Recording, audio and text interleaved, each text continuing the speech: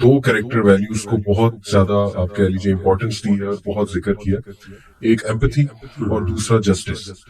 تو جسٹس بڑا امپورٹنٹ ہے کیونکہ آبویسلی ہم ایسے لوگوں کے ساتھ انٹریکٹ کریں گے جن سے ہم ڈس ایگری کرتے ہیں، جو شاید ہمیں اوفینڈ کریں یا ہمیں پسند نہ ہو. اٹس ویری نیچرل کہ شاید آپ کے دل میں وہ جگہ اس طرح نہ بنا سکے جو باقی لوگ بناتے ہیں. تو اس حوالے سے ایک ہمیں کومانڈمنٹ دیا گیا ہے which is the peak of justice, and this is سورہ مائدہ verse number 8.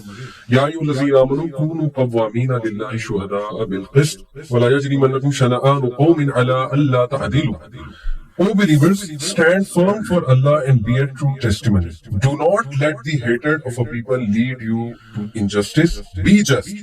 عِدْلُوا هُوَ أَقْرَبُ لِلتَّقْوَى. Be just, that is closer to righteousness, and be mindful of Allah. Surely Allah is all aware of what you do. اس میں انشاءاللہ میں چند چیزیں ذکر کرنا چاہوں گا.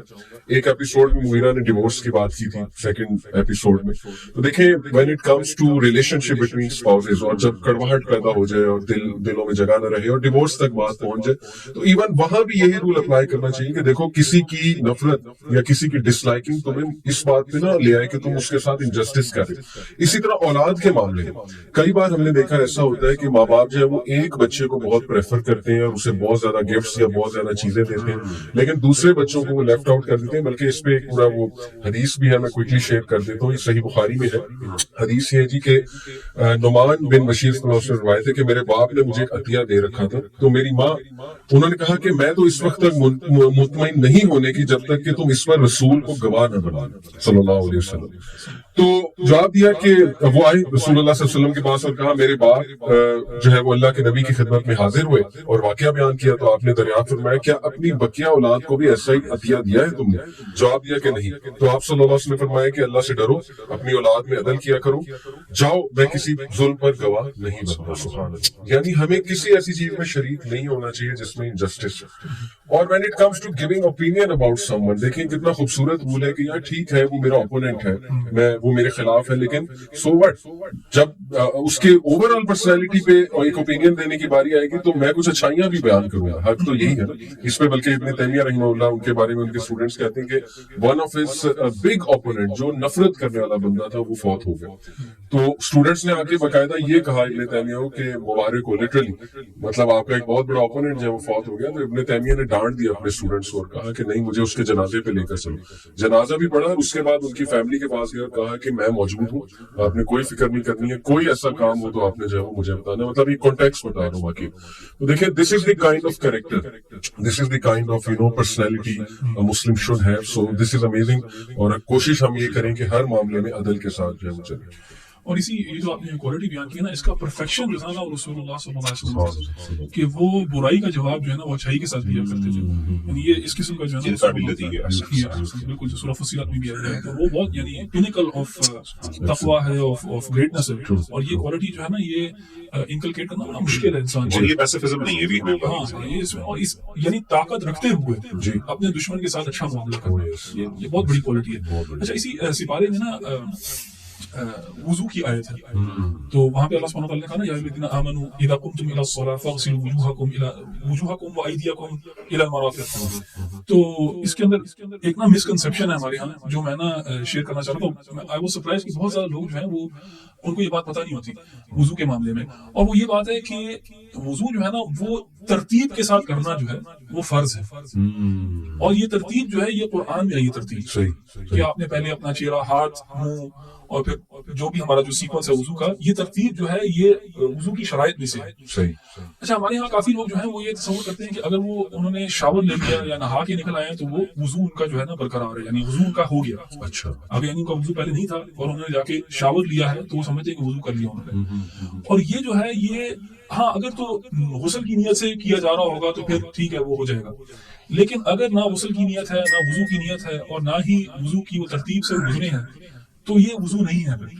تو جو وضو کو اکویٹ کر دینا ود کلینلینس یہ بھی غلطی ہے صحیح. کہ وضو is not just about cleanliness.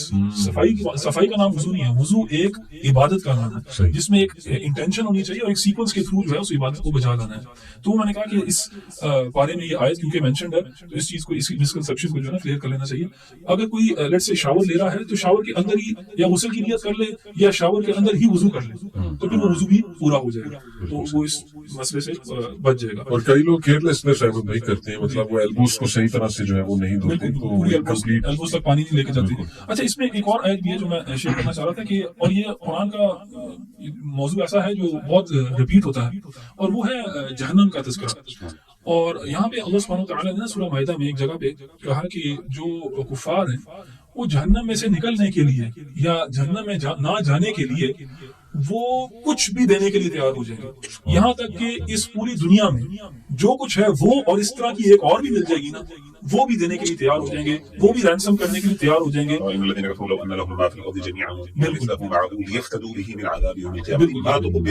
ان سے قبول نہیں کیا جائے گا تو وہ ڈبل دینے کے لیے تیار ہو جائیں گے. اینڈ یہ نا ڈیسپریشن ظاہر کرتی ہے کہ کتنے ڈیسپریٹ ہوں گے کہ ہمیں اس میں نہ ڈالا جائے, اس آگ میں نہ ڈالا جائے.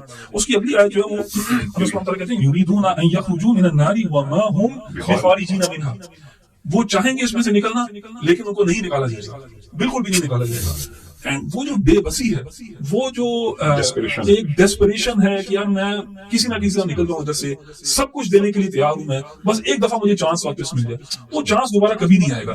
یہ دروازہ جو ہے نا ڈیتھ کا, موت کا, یہ ایک ون وے اسٹریٹ ہے, یہ کوئی ریوالونگ ڈور نہیں ہے کہ آپ اندر باہر جا سکتے ہو بار بار. موت آ گئی ہے تو بس آپ کا جو ہے نا اکاؤنٹ کلوز ہو گیا ہے اینڈ پھر حساب کتاب ہے. تو دیکھیں ہمارے پاس آج موقع ہے, اور قرآن میں جگہ جگہ بار بار جو ہے نا جو اہل جہنم ہے ان کی ندامت جو ہے نا قرآن سے ہمیں پتہ لگتی ہے کہ کس طرح وہ نادم ہوں گے اپنے کیے ہوئے کے اوپر. تو آج وقت ہے, آج اختیار ہے, تو ہمیں چاہیے کہ اس وقت کا جو ہے نا پورا فائدہ اٹھائیں کہ جب اختیار لے لیا جائے گا نا تب پھر ہم چاہیں گے بھی تو کچھ نہیں ہو سکے گا. سمجھدار نفسہ وعمل ما بعد الموت, سمجھدار وہ بندہ ہے جو اپنے موت کے بعد تیاری کرتا ہے اور اپنے نفس کو محاسبہ کرتا ہے. سبحان اللہ. اخی اس میں نا ایک چیز جو خاص طور پہ جیسے آپ نے بات کی اس کے حوالے سے انہی آیات سے پہلے اللہ تعالیٰ نے ایک بڑا مشہور واقعہ ذکر کیا ہے, حابیل اور قابیل کا واقعہ. ویسے تو سورہ مائدہ تو بہت ایک ایسی ہے, میں کہتا ہوں گھنٹوں اس میں باتیں کرتے رہے ختم نہیں ہو سکتی, اور بڑا ہی اللہ تعالیٰ نے ایک پوری منظر کشی کی ہے اور باقاعدہ کوے کا بھی ذکر ہے, اور وہاں پہ بھی اللہ تعالیٰ نے اسی چیز کا جو ہے ایمفیسس کیا ہے جو خاص طور پہ رمضان المبارک کی بنیاد ہے, اور وہ ہے تقویٰ. انما یتقبل اللہ من المتقین.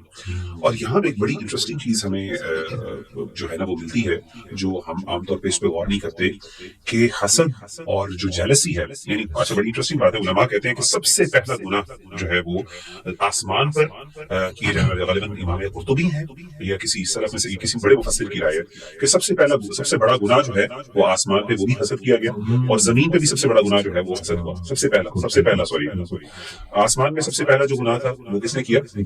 ابلیس نے آدم علیہ السلام سے. اور زمین پہ بھی سب سے پہلا گناہ جو ہے کس نے کیا؟ قابیل نے جو ہے وہ حابیل کے خلاف کیا, قابیل نے قتل کیا بھائی نے. اچھا انٹرسٹنگ بات یہ ہے کہ یہاں پہ پتا چلا کہ یہاں پہ ساری جو حسد ہے اس کی بنیاد نیکی ہے.